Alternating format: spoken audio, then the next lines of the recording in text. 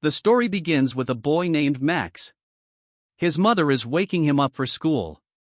As soon as he wakes up, Max asks, "When are we getting a dog?" His mother replies, "We're not getting a dog because you don't even clean your room." "I'd have to do all the work." But Max just started walking toward his seat. Just then, a boy named Dean kicked him and knocked him down. Dean teased Max all the time. Meanwhile, a brilliant scientist named Alex was demonstrating the nanobots she had created. She had built a nanorobot with advanced AI.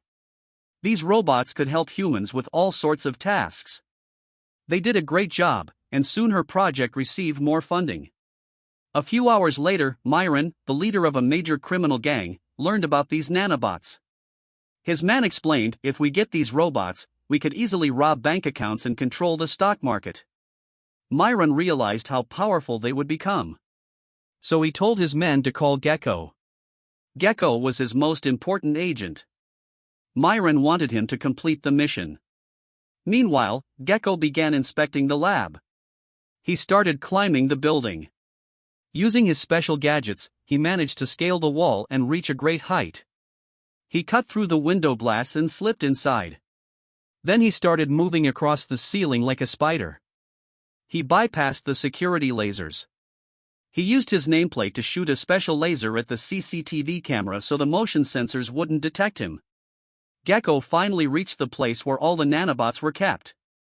As soon as he put his decoder into the machine, a guard walked in. Seeing him, Gecko hid. But then the device opened, and the sound caught the guard's attention. Seizing the opportunity, Gecko attacked the guard and ran. But in the chaos, the alarm started blaring loudly. Gecko grabbed the cylinder and kept moving through the building, dodging guards. Just then, Max arrived at his usual spot. He often drew on the wall while listening to music. Gecko evaded more guards and reached a bridge. There, guards surrounded him from all sides. Gecko cleverly shined a flashlight into one guard's eyes, then quickly attacked from above. He fought both guards at the same time. But during the fight, the nano cylinder fell off the bridge. Down below, Max found the cylinder. He thought it was a spray paint can. Max was surprised because he had never seen a spray bottle like that before. Gecko killed both guards and escaped through the pipes. Meanwhile, Max was using the cylinder on the wall. To his surprise, everything he was thinking about was forming automatically. But soon the spray ran out. All the nanobots had already come out of the cylinder. Max then threw it away. Just then, Gecko showed up, searching for the cylinder. He found it, picked it up, and left with Max standing there. But then suddenly, the dog that Max had painted on the wall came to life. Because it wasn't paint at all. It was nanobots. A little while later, Gecko returned to Myron's house with the cylinder. He handed it to his boss. But Myron was confused, because there was nothing inside. It was completely empty. Meanwhile, Max returned home. As he walked, the robot dog followed him. The dog accidentally knocked over a trash can. When Max turned around, the dog turned invisible. Max started to panic, thinking a dangerous man was following him. He ran toward his house. Shortly after, the police arrived at the lab to investigate. Alex walked around, trying to figure out how the theft happened. Then she met her friend, Sky-Eba. Sky-Eba told her that the guards had tried their best to catch the criminal, but the thief was so dangerous that he escaped. Alex said, "I made those nanobots. I don't need the police. I'll find them myself." In the morning, Gecko returned to the same bridge area where he had seen Max painting. Now he was looking for that boy. While searching, his eyes fell on the wall, and he remembered that the painting of the dog from last night was gone. That meant those nanobots had something to do with that boy. The next morning, as Max left for school, the robot dog disappeared from the house and chased after him. Then Dean and his mischievous friends arrived and started harassing Max for no reason. They threw all of Max's belongings on the ground and started to leave. Poor Max was left desperately trying to pick up his things. Then he saw something strange. His pencil case floated in the air, and then hit Dean right on the head. Dean was furious. He came back with his friends to teach Max a lesson. But the robot dog jumped into action to save Max. He grabbed a bag and swung it around like a martial artist. With the dog's help, Max took heroic revenge, taking down all 3 boys. Sonia watched from a distance, impressed by how Max fought. And it was a two-bird situation, because Max also seemed to like Sonia. Back in the lab, Alex was watching CCTV recordings. After seeing Gecko's impressive fighting style, she said, "That guy should make me his head of security." Then she created a special device that allowed her to track the nanobots. And that's when things really start to heat up. She created a device that could deactivate the nanobots, making it much easier to retrieve them. A short time later, Max walked into a bookstore. He started looking at things, but he still didn't know the robot dog was following him. When Max reached into his pocket, he realized he had no money to buy anything. The shopkeeper asked him if he had money for the items he was picking up. Then the dog started talking loudly to Max.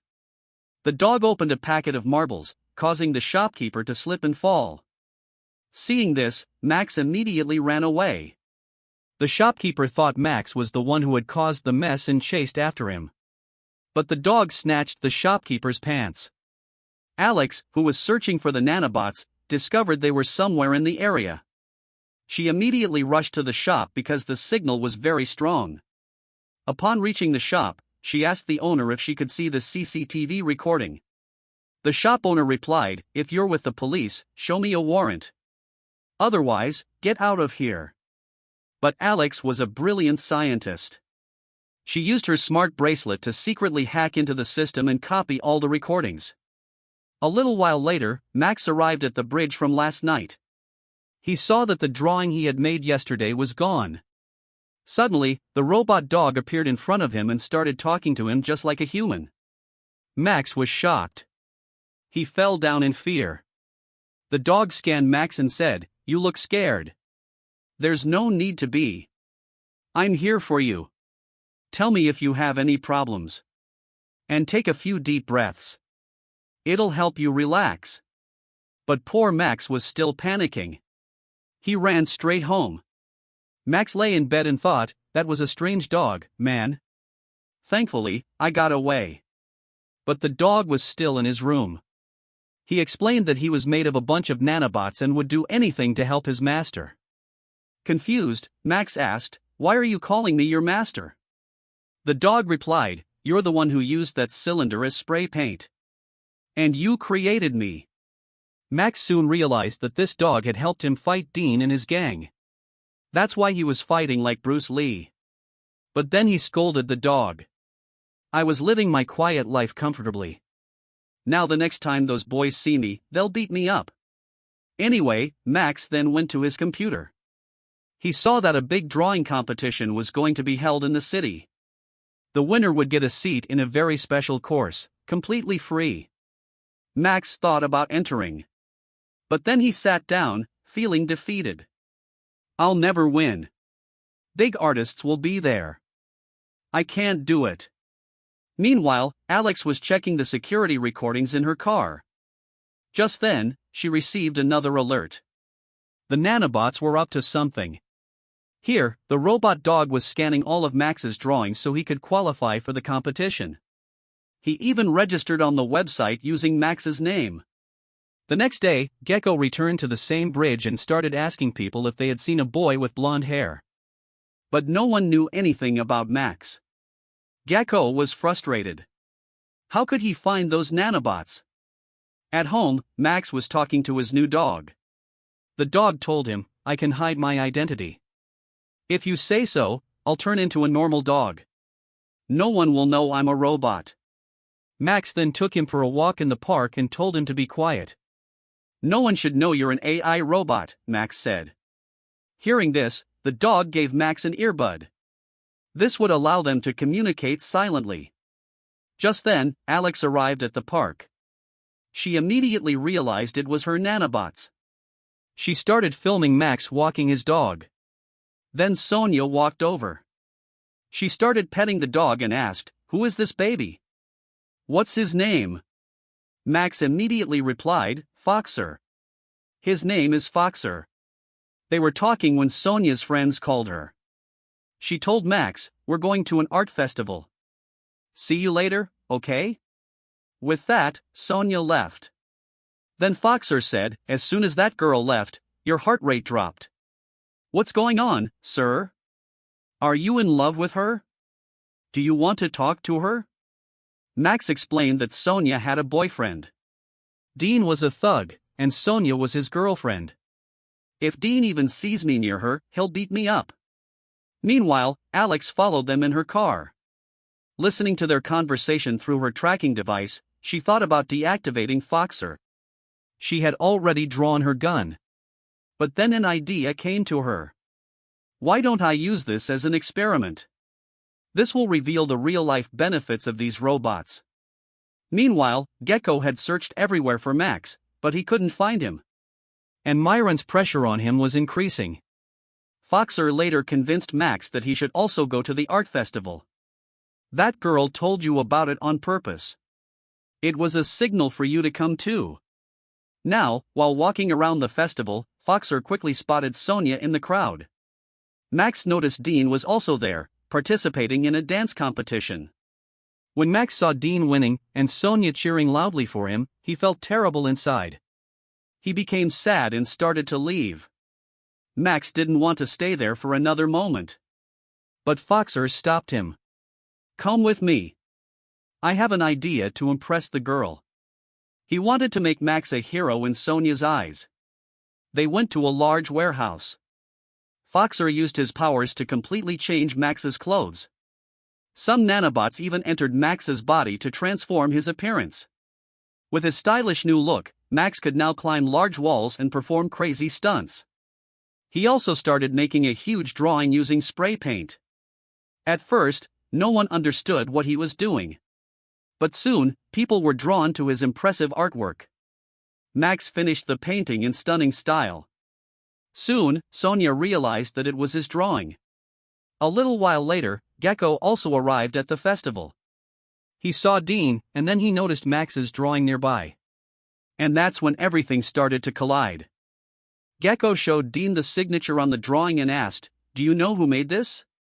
Dean was already annoyed with Max, so he told Gecko everything about him.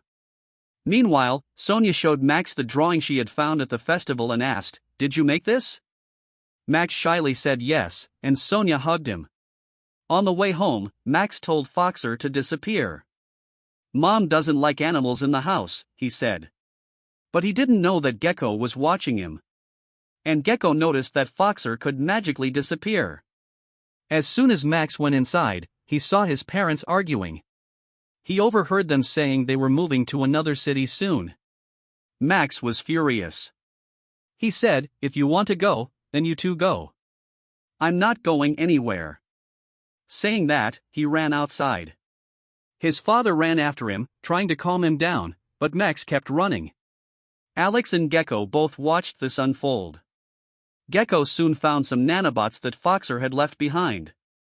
Max was still running ahead of his father. He ran across the street, and his father followed him. But then, a speeding car hit his father. Max's mother screamed for help. Hearing her voice, Max turned around, terrified. Alex looked at Foxter and was shocked. She knew that Foxter could have easily prevented the accident if he had wanted to. A short while later, Gecko arrived at Myron's house with the nanobots. Myron was delighted. He made a plan to study them and create even more nanobots like these. At the hospital, Max and his mother waited in the corridor. The doctor told them that Max's father was out of danger, but he would need to stay in the hospital for a few days. Max went outside and met Foxter. He asked angrily, "Why didn't you save my father?" Foxter replied, "You're my master.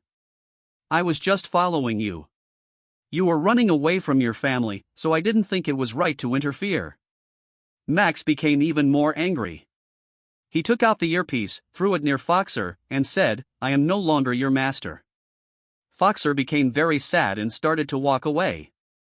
Back at Myron's hideout, Myron was pressuring his scientists to create many more nanobots like Foxter. Gecko met with Myron, and Myron said, "Find that boy and bring him to me." Gecko said, "The boy isn't at fault.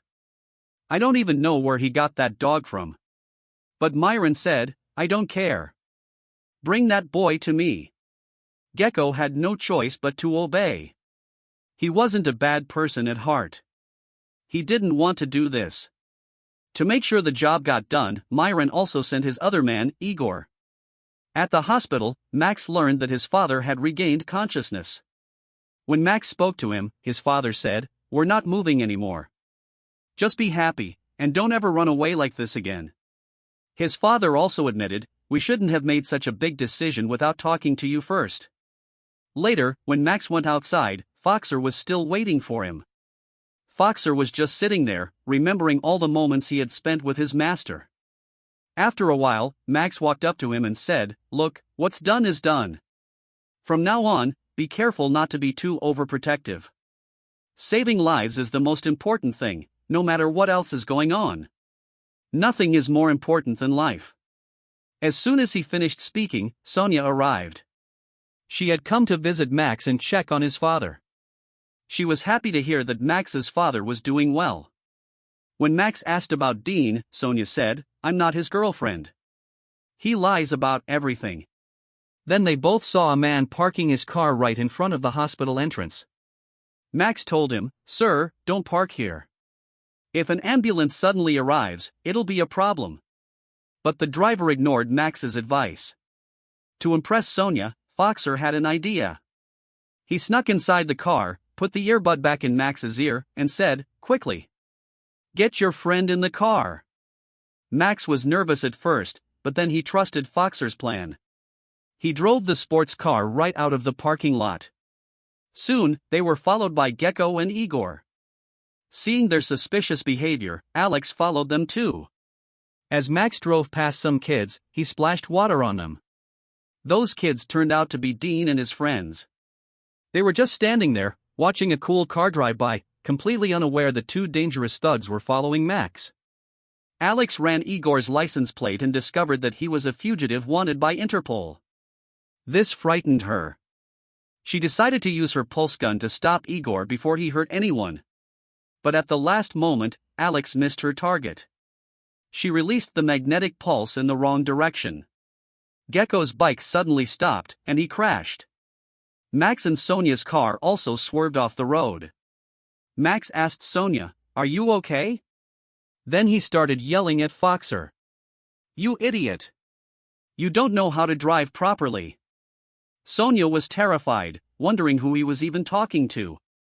Just then, Igor arrived. Posing as a fake police officer, he said he would drop Sonia and Max home safely. Meanwhile, Alex was severely weakened by the magnetic pulse. Foxer rushed to help her. When Foxer learned what happened, he said, "We have to save Max at any cost." He explained, "Max still has my earpiece in his ear. I can still hear him." And that's when the chase really begins. Foxer said, "The earbud is still in his ear. We can track his location." Meanwhile, Gecko didn't want to endanger the children's lives. He wasn't that bad of a person. He decided to go alone and rescue Max and Sonia. Back at Myron's base, Max and Sonia were being held. Myron started asking them about Foxer. To waste time, Max lied. He kept saying that the robot was at the hospital. Finally, frustrated, Igor locked them both up. But before leaving, he whispered something in Max's ear and snatched the earbud he was wearing. Now Igor could hear Alex and Foxer's conversation easily. Soon, Foxer and Gecko teamed up. Together they snuck into Myron's hideout. But they didn't know that outside, Igor had also captured Alex. When Gecko arrived at the place where Max and Sonia were being held, Igor was already there waiting. Igor told his guards to capture the robot dog. But Foxer used his powers to fight back. He vanished and reappeared, landing attack after attack on the guards. Gecko also helped using his combat skills. Foxer finally took down all three guards and freed Max and Sonia. Now everyone tried to escape as quickly as possible. But at the last moment, Myron caught Foxer inside a special tube. Everyone else was trapped. Myron grabbed Sonia and threatened to throw her off the building. He wanted Alex to reprogram Foxer to save Sonia's life. Alex agreed. Seeing an opportunity, Alex asked Gecko for help. Gecko said, "Yes, I have a plan." When they arrived at the lab, Alex asked Myron, "What do you want the nanobot to do? What should I program?" Meanwhile, Gecko turned on the recorder on his phone so they could record Myron's dangerous intentions. They would have evidence to give to the police. Then Alex said, "Okay. I'll make it dangerous. But to program it, the tube needs to be opened first." But as soon as the tube on Foxer was opened, Gecko attacked the controller with a fire extinguisher, destroying part of the lab. Foxer immediately used his super speed to take down all the criminals. He defeated them one by one. Then he went to Max and said, "Give me the order to disintegrate. I don't want to work for Myron under any circumstances. I can't become a bad robot." With a heavy heart, Max told Foxer to disintegrate. But before leaving, Foxer said, "I will always be with you." And then, he exploded into thousands of pieces. Enraged, Myron punched Gecko, knocking him unconscious. He told Igor to quickly call a helicopter. Myron grabbed Sonia and took her to the rooftop. Max tried to stop him but couldn't. Before getting on the helicopter, Myron threw Sonia off the roof. Suddenly, all of Foxer's nanobots entered Max's body. Max began to hear Foxer's voice in his head, encouraging him to fight. Max immediately attacked Myron, landing one powerful blow after another. But then he heard Sonia scream. She was falling fast. Max realized, "I have to end this quickly." Myron threw a large rock at Max. But Max caught it in one swift motion and finally landed a powerful punch that took Myron down. Then he used his super speed to run and catch Sonia just in time. He saved her. After Myron was arrested, Alex sealed all the nanobots back into the cylinder. Finally, Alex asked Gecko, "Will you work for me? I need a head of security." Gecko readily agreed. The next day, Max received a letter saying he had won the drawing competition. He was overjoyed. His parents gave him a gift to celebrate the happy occasion. It was a small puppy that looked exactly like Foxer. If you enjoyed this video, please hit that like button and subscribe to the channel. See you in the next one.